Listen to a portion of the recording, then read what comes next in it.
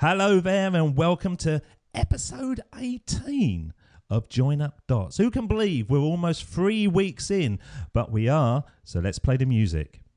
Welcome to Join Up Dots, amazing conversation.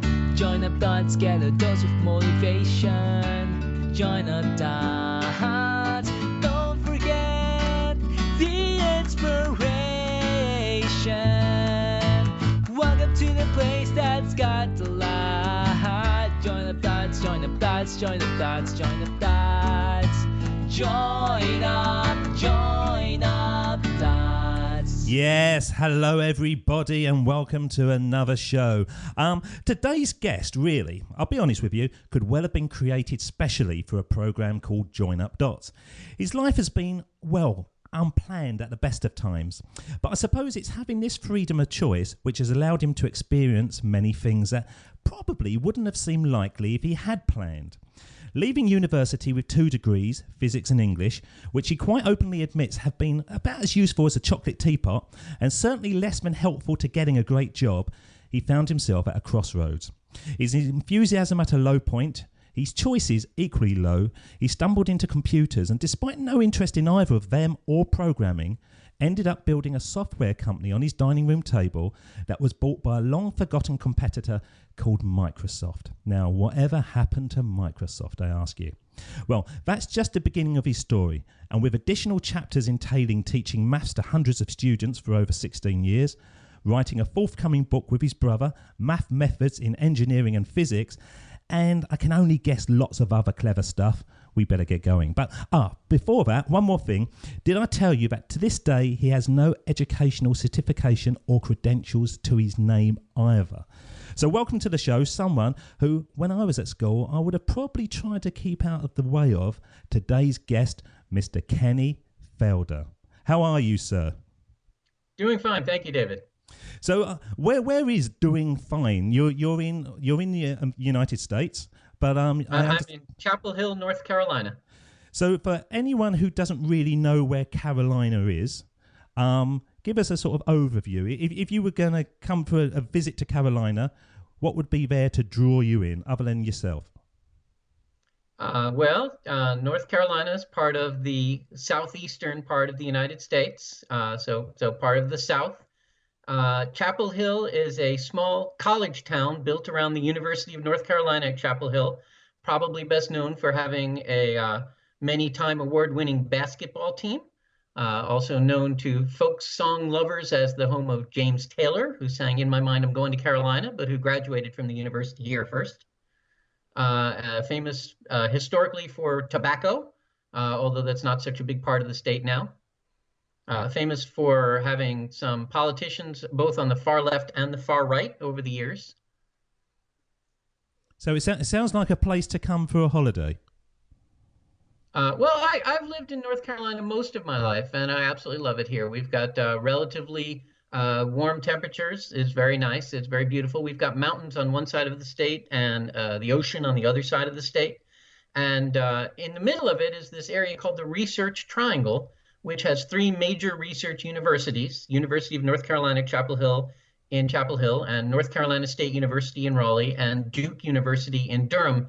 So there's a tremendous high-tech community and a tremendous academic community. Chapel Hill, in particular, boasts the highest percentage of PhDs in the country. So it's a very academic and very intellectual area in the middle of a southern state. Is there huge competition between the different sort of universities, or do you all get on really well together? Yes, primarily focused on basketball. College basketball is the sport here, and there's a tremendous rivalry between the universities. If Carolina beats Duke in a basketball game, the entire population of the university rushes out to Franklin Street and stays there all night, jumping on things and setting things on fire and causing mayhem.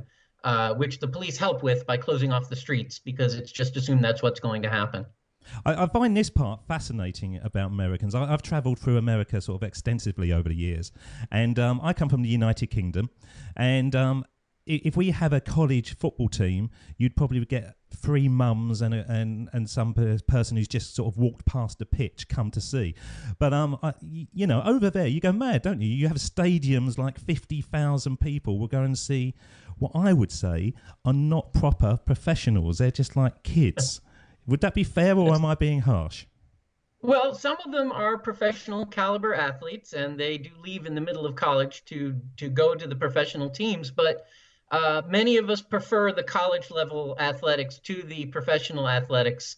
And certainly in the area that I grew up in this Research Triangle area in North Carolina, no one pays, as far as I know, a whole lot of attention to professional sports or to football, and by American football, which in many college towns is the big sport. But in this area, it's all about basketball. It's all about college basketball. And we have some legendary coaches and legendary players. Michael Jordan, quite possibly the greatest basketball player ever, was at University of North Carolina at Chapel Hill during his college career. And his obvious highlight was Space Jam, wasn't it, that film? I don't know if I think of that as the highlight, but it was a notable moment. Didn't he play with Bugs Bunny? You can't get better than that. He did indeed. That's the guy, yes.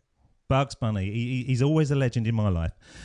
Now, if we step away from sports, because I could talk about sports all day, let's get right back to it, because in the intro, I was saying that you've really had a life that could have been designed for this program, Join Up Dots, because there has been a certain amount of, should we say, stumbling around. Obviously, you are successful. You've had a career for the last 16 years. But how did it all start? Or can you go back to the very first thought of, this is what I want to do with my life? Do you remember that ever happening? Well, I've had 2 major careers in my life and a lot of sort of sub-careers within those. But both of them I completely stumbled into. Neither one was planned at all. As you mentioned in the introduction, when I graduated from college, I had no interest in computers or software and no knowledge of them. And I just had no idea what to do. While I was going to college, while I was earning my degrees in physics and English, friends of mine from high school had dropped out of college to start a software company. I did not know that at the time, but after I graduated, I wound up in contact with them, and they said, we're looking for somebody to write a user's manual for our software product. And I said, I don't know anything about computers, but I can write. And they said, well, that's what we're looking for. We want somebody who will write a manual for the rest of us, a manual that's easy to read and use for non-computer people. And I said, I'm your man. It was a contract job. It was not a full-time job. But so I wound up working for them to write this manual. And during the few months that took, I fell in love with their company, and they really liked working with me. And at the end of that period, they said, we want to hire you full-time. So I wound up in the software industry completely by accident. And I discovered that I really liked the software industry. And I also discovered that I really did not like writing users' manuals. It was incredibly boring. And so I got someone who was there to teach me how to program computers, which I had never done. And after about a year, I came to my boss and I said, I don't want to be a writer anymore. I want to be a programmer. And he said, okay. So then I was a programmer and did that for a number of years at that company. And then with some other employees there, we left that company and started a different company. And so then I was a businessman. And so I was in software for about 10 years as a manager and doing marketing and doing programming, various things within the software industry. And I got to be, after 10 years of that, I was at Microsoft. I was working 10 or 12-hour days. And at that point, I had 2 or 3 little kids. And I had the thought one morning that my kids are going to grow up and I'm going to miss it. I'm working all the time and I have this very limited time. So I don't want to do this anymore. I don't want to work these hours anymore. And so I quit Microsoft and moved back to North Carolina because that's where my family was. My parents were in North Carolina. My wife's parents were in North Carolina. And I had absolutely no idea what I was going to do at that point. I wasn't and how old were you at that point, Kenny? That would be, I guess, I got to do the math, 32. Because 32 years old. Because I find it fascinating with everyone I speak to that my son, for example, is just going into senior school, as we call it over here. So it's the age of 13 to 17. And at the age of 13, he has to choose his options. And that is what lessons he needs to study for his career, his life. Now, bear in mind, you're at the age of 32 and you didn't have a clue what you wanted to do. I'm at the age of 43 now, which I openly will say I'm still trying to find my path. Why do people always think that they need to know the answers so early when it's quite obvious that it can happen at any time in your life? It doesn't have to happen at 13. It doesn't happen at 5. Yours was 32 when you saw the light. Why do you think that's the case? I'm really glad you brought that up, because this is a conversation that I have very frequently with my own high school students. A lot of them come in with the belief that they are going to choose the right college, and once they get there, they're going to choose the right major, and that's going to set the course of their entire life. And conversely, if they don't get the good grades in high school, what you would call marks, I suppose, and if they don't get into the right college, and if they don't choose the right major, then their entire life will be a disaster. And I try to tell them that in the modern world, it is fairly typical to have 4 or 5 different careers by the time you're 30 years old. That's not an aberration now, that's normal. And for the most part, a lot of the careers that many of them are going to have before they are 30 years old are careers that don't even exist in the year 2014. I think of the number of people who graduated with me from college in 1988 with degrees in physics, who, if you ask them today, what do you do for a living? They'd say, I'm a web programmer. There was no such thing as a web programmer in 1988. It didn't exist. So what I tell them, what you want to get out of an education, what you want to get out of high school, what you want to get out of university is the ability to think, the ability to be adaptable, the ability to learn, the ability to do critical thinking, the ability to work hard. Those are the skills that are going to stand you in good stead when you get into a career market that none of us can envision right now. Whereas what they think they're doing is learning specific vocational skills that will be a specific career that they will have for then 40 years and retire with a gold watch at age 65. That was a very typical career path in my father's time. It no longer is. That's not how it works today. Do they listen to you, though, when you're saying this? Or do they go, no, this is the path I'm on, this is the path Fair I'm going to have? question. Yeah, some of them more than others. Some of them I have developed a rapport with, and they have more respect for what I say. Some of them are more open-minded. In many cases, the tape that they are playing in their heads that says you have to do this right, you have to make these decisions right now, that tape has their parents' voices. And it's very difficult to override those parental voices who are telling them very explicitly, you have to pick a job and prepare for it right now. Your entire life is on the line. It's time to grow up, they say. Yeah. And in many cases, the parents tell them that very explicitly right in front of me. A lot of the parents, I'm going to say something that you may edit out if you consider it racist, but in particular, a lot of the Asian parents, a lot of the parents from India, a lot of the parents from China tell their kids, all that matters is that you get a degree in science or math. There are no other available options for you. You must get a degree in science or math, and then you'll be set and happy for the rest of your days. And if you don't get that great degree in science or math, you're doomed. And some of these kids are not math people. They don't like math. They're not good at math. They're very, very good at some other things, but that's not their thing. And their parents, in many cases, are unwilling to accept that possibility.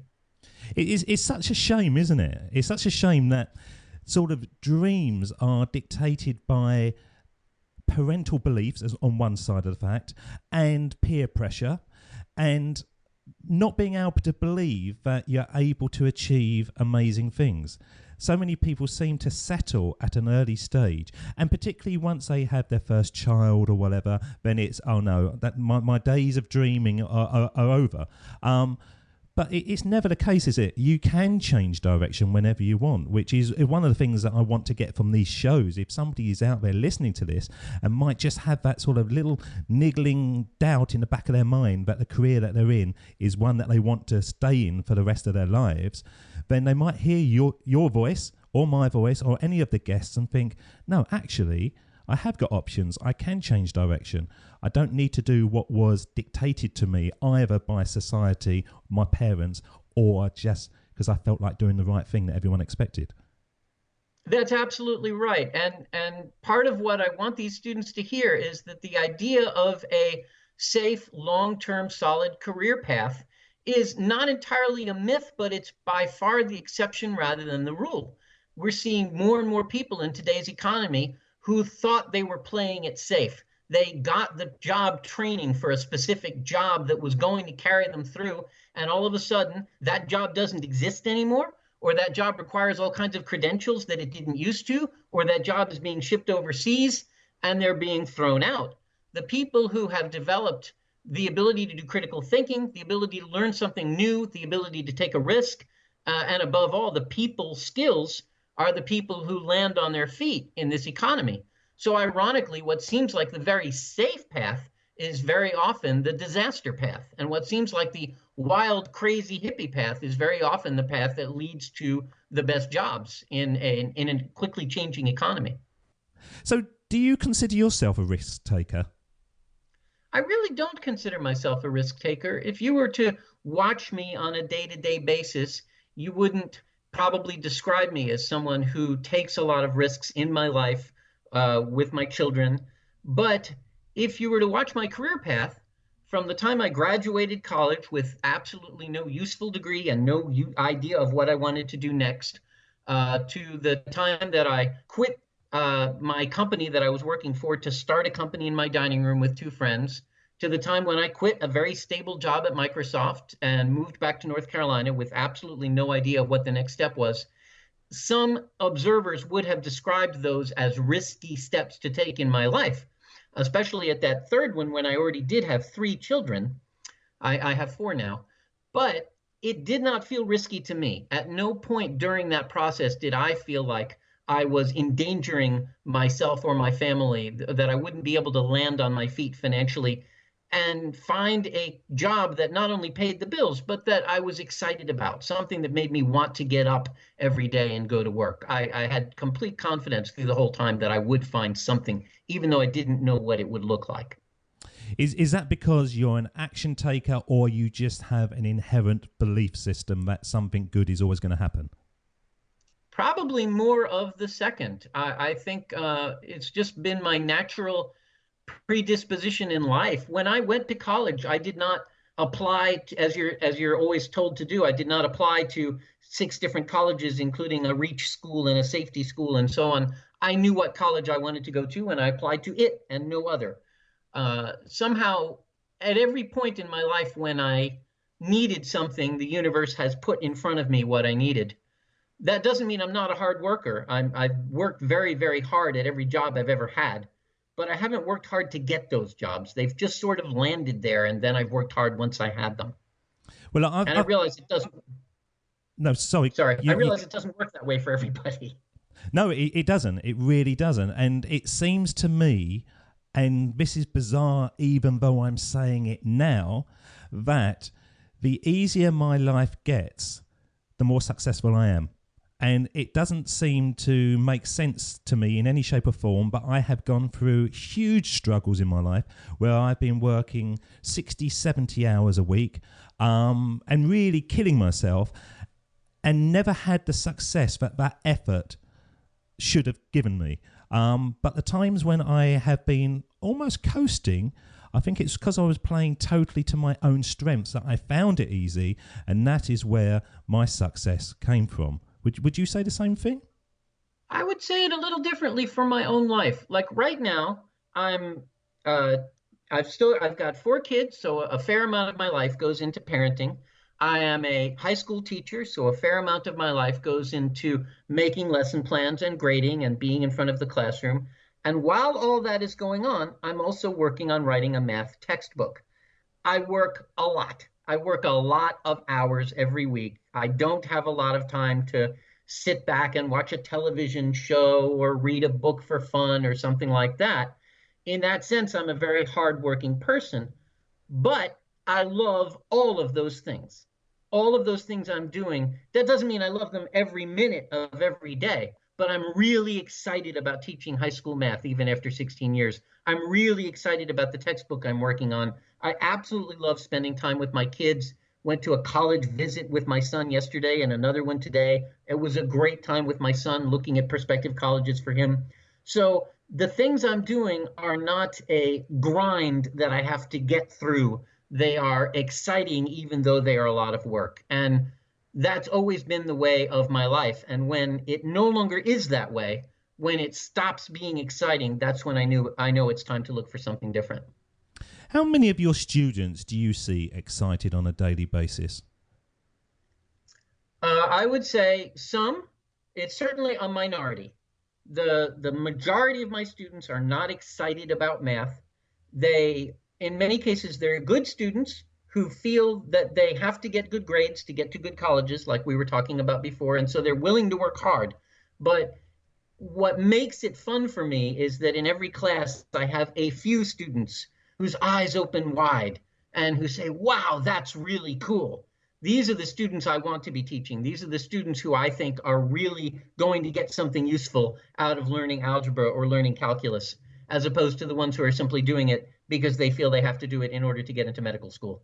Because I think that I've been a trainer all my life and I've been a coach, and the majority of times that I have got people excited in my lessons was the moment that they realised that there was a relevance to them. Not because the information we was presenting, but as soon as that moment when they went, yes, I can actually use this, then bang.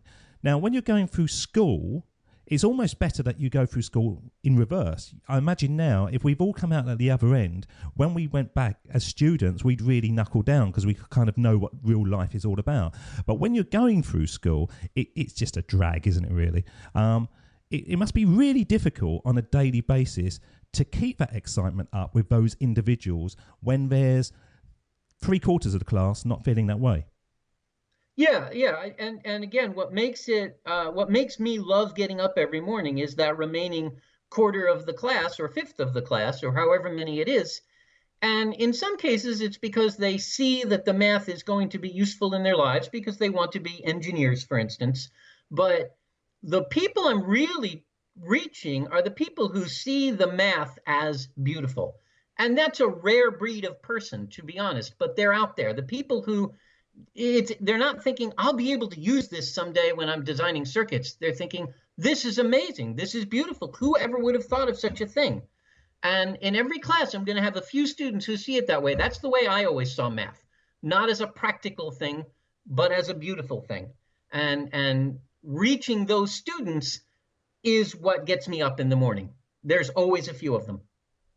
Is intelligence, though, Kenny, based on being able to learn one subject very, very well? And why I'm saying this, I read this a few years ago, and a professor in Cambridge said that he wished that he could get rid of all the tests and the examinations at the end of the year, he said, and just basically grade people on general knowledge, because his idea of it was that by sitting there and studying really hard on a subject, the majority of people that apply themselves could learn that subject, but the people that just generally pick up stuff all the time because they're walking around and they see it on telly and they watch films and it's that general knowledge, that is the true definition of intelligence.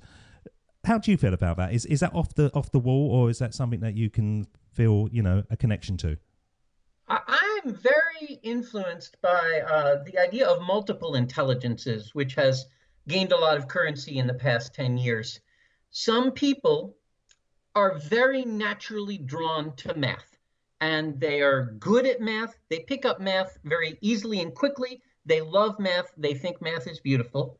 Some people are very drawn to the study of history, and they see these stories, and they learn these stories, and they remember these stories, and they see connections that the rest of us don't see between historical events and how they apply to the current world. Some people are brilliant about literature, and they can sit down at 12 years old and read Shakespeare and Tolstoy and Dostoevsky and say, wow, this is great stuff, when the rest of us are reading comic books. I'm not saying it's an either or. I'm not saying if you're good at math, then you're bad at literature, or if you're good at history, then you're bad at foreign language. But I am saying that these are separate kinds of intelligence, and different people have different kinds of intelligence. Again, one of the very unfortunate things I see in many of my students is that they have gotten the idea that the only true intelligence is mathematical intelligence. And if they don't happen to have that, then they feel stupid. Whereas in my experience, some of them are absolutely brilliant at other things. And so what I think we want to be doing in our educational system is helping students find the aspects of intelligence that they have, find the subjects that they find exciting, that they learn quickly and easily, that they want to go further in, and develop that instead of telling all of them that they have to be good at everything. We don't expect that of adults, but we do expect it of our 16 and 17-year-olds. And it doesn't work for many of them. But why? Why do we expect that? The idea, at least in the United States, that I encounter all the time is that they are too young to specialize, too young to decide. Whenever I talk about helping students find what their particular passion is, someone will say, well, you don't want a European style system where they get tracked by the age of 11, do you? That would be terrible. What if they discover at the age of 20 all of a sudden that they really are math people?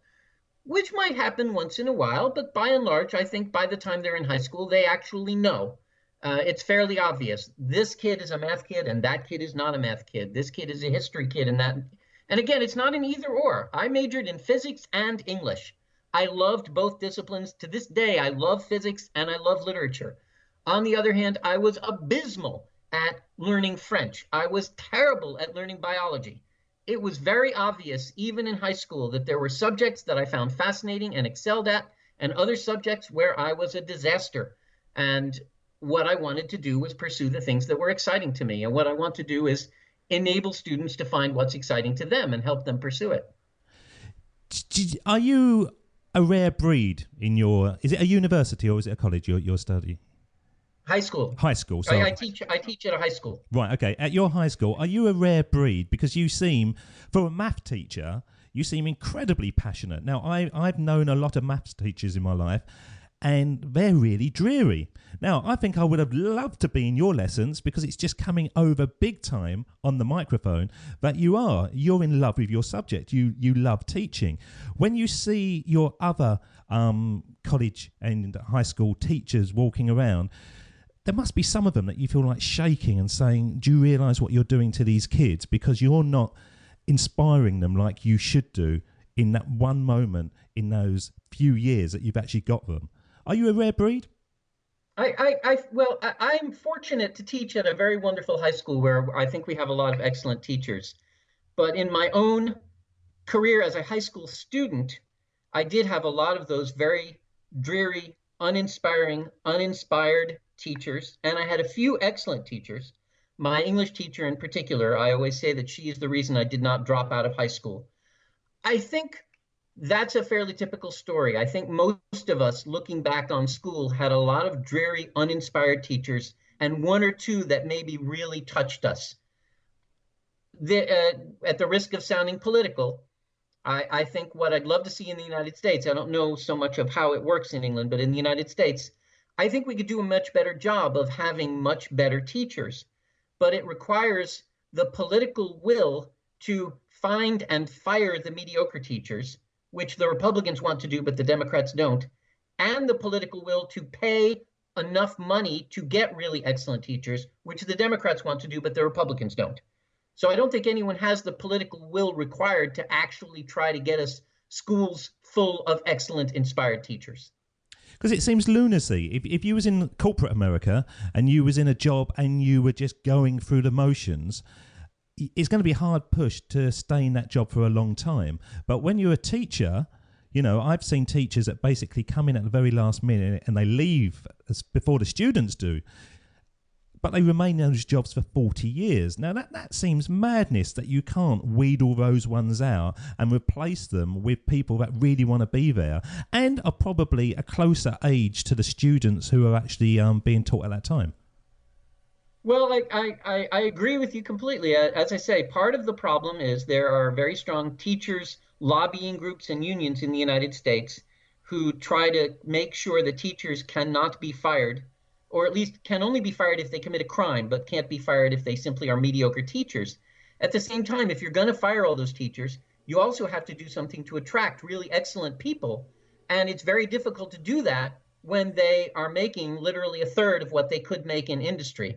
And I'm there. I can speak from personal experience. I am making less than a third of what I made 10 years ago when I was in the software industry. I'm fortunate to be in a position where I can do that, and I'm passionate enough about what I'm doing that I want to do that. But I think a lot of otherwise excellent teachers are lost simply because they literally can't afford it. Could you have dreamt? This may be getting too political. No, it's as I said before this sort of interview start, how the conversations go, and we just let it sort of record. But if we sort of went right back to the beginning, if somebody had said to you as a sort of a 12-year-old, a 15-year-old, do you know that you're going to be a teacher in your 40s, would you have laughed at them? Very much so, I would have laughed, because I hated high school. I absolutely hated being there as a student, and I thought that would be the last place in the world I would ever come back to. I hated being treated as a second-class citizen in the way that we do to high school students, where you have to ask someone else's permission to be in the hallway or go to the bathroom or go to the water fountain. It's a very degrading position to be in, and I wanted out of there as soon as I possibly could. Do you think everyone feels that way? No, they really don't. And I'm always surprised. I talk to my high school students about this, and the things that bothered me so much about being in high school don't bother them. What bothers my students is the pressure. They have a tremendous amount of work and a tremendous amount of pressure to get great grades. And that's what's worrying them, not the things that I hated about high school. Those don't seem to bother most of them. Occasionally, I find one who feels the way I did, but it's unusual, which always surprises me, but it is the reality. Because the reality of education is, and I've got a responsibility. I'm on the mic here, and these words are going out, and I don't know where they're landing. So this is only my personal opinion. But I came out of my education system with qualifications, and the majority of those qualifications, I can barely remember what I got. I learned about how an oxbow lake was formed. I knew about algebra. I knew all these things. I never use them on a daily basis. And my kids are going through education now, and we're sitting there and we're doing mixed fractions and we're doing algebra and we're doing all these kind of things. And you kind of think, well, you really aren't going to use this. I rarely know anyone who can, recall how to do binary, for example, but we used to spend hours and hours and hours doing binary. And it's such a shame that they do focus in on the things that really might be good for the curricula, but you don't use. Well, that's right. I think the theory is that there are a tremendous amount of engineering jobs for people who have those skills, and we want to make sure that by the time kids get to college, that they have that choice available to them, that they don't close that door too early. I myself do not subscribe to that theory, but I think that is the theory behind making all these kids learn all this advanced math that most of us certainly never use in our daily lives. I'm sure we all had math teachers back there who tried to convince us that we were going to need to know how to solve quadratic equations if we wanted to figure out how large a pizza to order, and it never quite holds up very well. These are skills that are specifically for a few engineering jobs. Or pizza lovers. Well, we're all pizza lovers. Well, I've travelled through America, and yes, you are pizza lovers. I've never seen pizzas as big as you can get over there. It's one of the things that unites us all, I like to think, as Americans, is the delusion that somehow we're eating something Italian. Yeah, absolutely. Which would be completely unrecognizable to anyone from Italy. Now, Kenny, in 2015, you're sort of really tying up your whole life. You are connecting your own dots. You start off with a degree in physics. You then go into writing manuals, which you stated you found very boring at the time. And now with your brother, you're writing math methods in engineering and physics. And that's interesting how your previous life has come back to actually progress you into the future. How did that come about? Well, it's a funny story just because it's so typical of how my life works, because it was not something that I planned in any way. My brother is a physics professor at Smith College in Massachusetts, and he was teaching this course, which is a very standard course to teach, not to math majors, but to physics and engineering majors, called Math Methods. and he was dissatisfied for a variety of reasons with the textbooks available on the market, and he decided to write his own. So our family gets together twice a year, Thanksgiving and Passover, and he was here in North Carolina, and he was telling me, hey, I'm going to write this textbook. And I said, I would love to do that. Can I join you? It was a completely spontaneous decision. It just popped out of my mouth. I would love to do that with you. And he said, sure. And so we became co-authors in that moment. And for the past 4 years, writing this textbook has been the dominant work activity in both of our lives. Neither one of us has ever done anything like it. Certainly, it's very different from writing software manuals. It's very different from teaching a math course. But although it does, as you said, it uses many of the skills that I developed going all the way back to my 2 degrees in physics and English. Both of them come into play here. But we're having a great time with it. We both thoroughly enjoy trying to come up with a really clear, simple explanation of a concept that we feel that the other books are not explaining clearly. And so in the fall of 2015, professors around the country or the world will start teaching from our textbook in this course. And then over the ensuing few years, we'll find out if a lot of them like it and if a lot of them use it. We will not know that for another couple of years to see if our book is really a success or not. And how do you write a book like that can, how do you make that differ from all the hundreds of other ones that have come before? Well, as I said, what we felt is that a lot of those other books explained things in ways that we didn't find clear. And I think if my brother and I have a gift in life, it's clearly, simply explaining things so that people can understand them. That's something that we're both good at, and it's something that we both really enjoy. At the same time, we're also trying to make it a textbook which is not just explanations that you read. A lot of it is oriented around what we call exercises, where you actually work through a process before the process is explained to you and learn by doing. I think that's very much on the cutting edge of where people see education going at the university level. And we're trying to make a book that makes it easier for a professor to do that, to get his class actively engaged in the process rather than passively receiving information. Your whole life, from sort of the introduction that I went through earlier, it seems to be based around the fake it till you make it sort of scenario. It seems to be so many of these things. I would have said, if somebody had thrown that at me, I would have gone, oh no, I can't do that, I've never done that before. But you kind of go in and you start programming, and you've never done programming before. You write manuals, and you've never done that before. You create your own company, you've never done that before. Did you find that is invigorating, being challenged that way, or do you just not sort of have any fear that, oh, hang on, somebody's going to spot me? And even the fact that you say openly you haven't got actually any educational certification, but you're standing up there teaching these students all the time. It's that must be daunting at some stage in your life to think, hang on, somebody's going to catch me out here.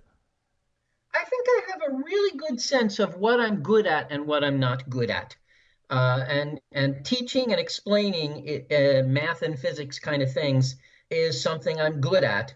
I think if I had decided that I wanted to go in for a career as a working scientist in a lab, no matter how hard I tried and how much I tried to fake it, I just would have been completely incompetent. If I had tried to become an engineer, if I had tried to be someone who fixes cars, I would have been a complete disaster. There are all kinds of areas in life which I know are my personal areas of incompetence. And then there are a few key areas which I know are my areas of strength. And I've always played to those. They overlap. And with me, as I think with most people, there's a tremendous overlap between the things I'm good at and the things I enjoy. And I think so I've always gravitated towards the things that, whether I know a lot about them or not, are the kinds of things I'm good at and the kinds of things I enjoy. And then I've also always been willing to work very hard. And I think that's a key piece that a lot of people, when they say, oh, follow your bliss, let's all be Joseph Campbell lovers and follow our bliss.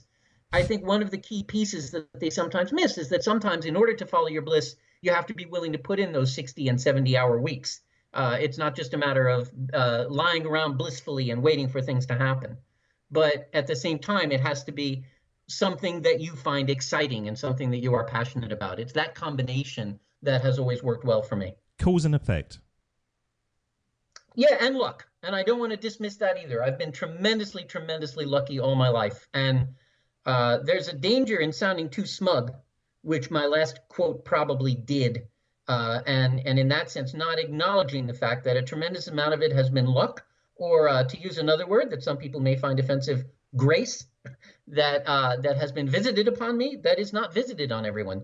And some people who are just as talented as I am and just as hardworking as I am just have not had the same breaks that I've had. And I think it would be distinctly ungrateful and or arrogant of me to deny the huge role that that has played in my life so far. Now, I think that I've been saying this to sort of guests, and I'm saying it literally on a sort of daily basis, but the harder you work, the luckier you become. And if you sit there in a room just talking to yourself, you're not going to get anywhere. But by building a network and actually working harder than anybody else, amazing things will start to occur to you. And the harder that you actually work, you will then start saying, oh, it's because I'm lucky. But that's not the case. You've actually just outperformed other people and put yourself in that position to receive what is there. You're saying that the universe is giving it to you. You're saying that it's grace. I don't think it is. I think it is just that you have found an opportunity, or you've seen an opportunity, or you've made an opportunity due to your hard work. I have coasted for years and years and years, and I put my hand up. I was earning good money. I went in, got my salary, and I came home every day. But now every day that I'm being absolutely proactive and trying different things, I tell you what, it's amazing. I can't believe the things are happening, and I could almost say it's luck. But is it? Didn't happen before, but now I'm doing things on a daily basis. It's happening more and more often. So no, I don't think it's luck. I think you put yourself in that position. Well, there's a paradox here, because I think you're absolutely right. And I think that people will be much more successful in their lives if they believe that they can make their position better by working hard. And at the same time, I'm also going to insist that there are lots of people in the world, and by lots I mean literally billions, who can work as hard as anyone in the world and will not have the opportunities that you and I have been lucky enough to have. My great-grandparents lived in little Jewish ghettos in Russia and Poland. They came to this country with nothing but the shirts on their backs, and they worked incredibly hard to put my grandparents in a better position, who then grew up incredibly poor through the Depression and worked incredibly hard to put my parents in a better position. And I was born the recipient of literally 4 generations of gradual building that I did not earn. So that I had a middle-class education. I had good nutrition the entire time I was brought up. Every time I needed a doctor, there was a doctor. I had perfectly reasonable opportunities to meet people that many people in the world don't have. And I didn't earn those things. What's up to me is what I do with those things that I was given, that were given to me by my parents and their parents and their parents. But I think they worked hard in isolation. You know, they didn't have the opportunities as we do to connect with so many people that can help us and can, you know, pave the way for us because they're already there. You know, I'm talking to people in San Diego. I'm talking to people in Canada. I've never met these people. Now, your grandparents, they would have known their boss, probably their next door neighbours who were all in similar positions. So I think nowadays, just by being proactive, you can make things easier. And I think you can. And I don't think it is as much down to, you know, the hard work that your grandparents and your sort of generations past have had to put in. I think it's a different type of hard work, but I do believe that leads to the luck that we can get. Well, as I say, there's no doubt that that's a huge element of it. As I say, I think being honest with yourself about what is it that you get excited about and where do your talents lie, and then being willing to pursue those avenues with a lot of hard work is the formula. In any position in life, that's the formula to get further than somebody who isn't willing to do those things. At the same time, as I say, part of what I tell my students over and over is what you want to be learning is not how to do one specific job and work hard in that way. You want to be learning how to think. You want to be learning how to network. You want to be learning how to learn new things. Part of the formula is being open to new opportunities that you can't anticipate when they happen. As I say, certainly everything in my life has just sort of manifested at the right time. Somebody saying, hey, I'm starting a high school. Do you want to come teach math there? My brother saying, hey, I'm writing a textbook. These things happened. I wasn't expecting them. I wasn't planning for them, but I was willing to jump on them when they came. Richard Branson has a phrase, screw it, let's do it. And he's certainly doing a lot of it. And he is. And he says, you know, something will come along. He may not know how to do it at that time, but he takes that opportunity and then he finds out how to do it, or he finds somebody who knows how to do it. And he says that paves the way for a lot of his success because he's taking in more opportunities than other people, because he's not fearful of saying, no, hang on, this is beyond me. I'm not going to do that. I think you're very similar to him. And I think you've got a beard like him as well. So there you go.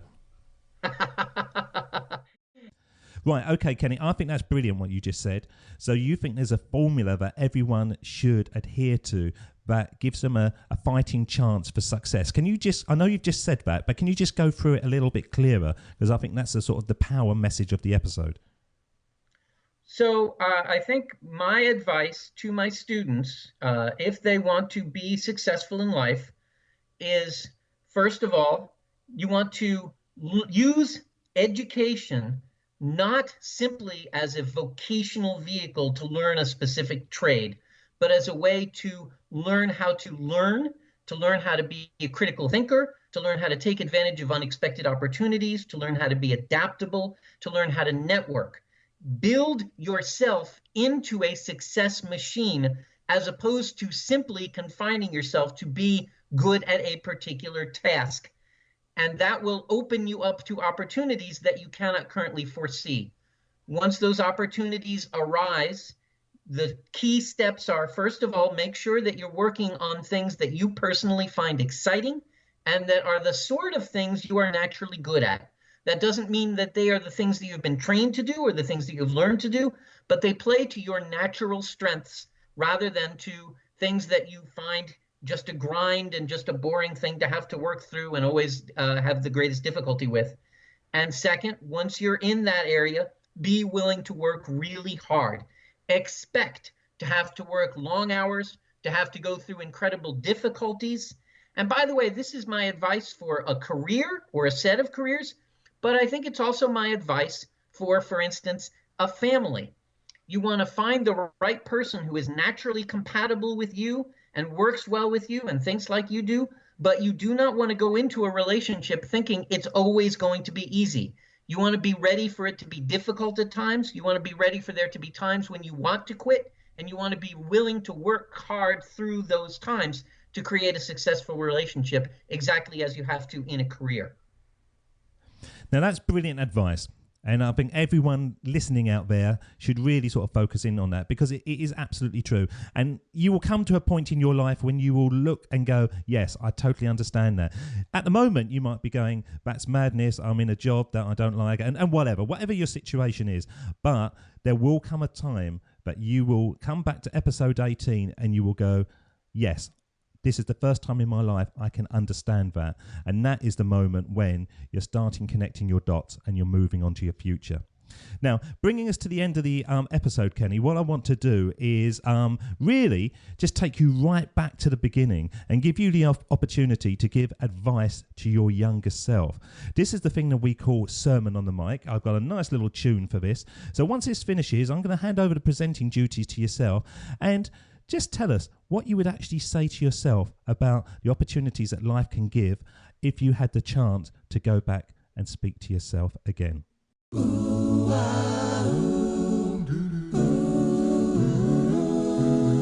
Here we go with the best bit of the show, the Sermon on the Mic, the Sermon on the Mic.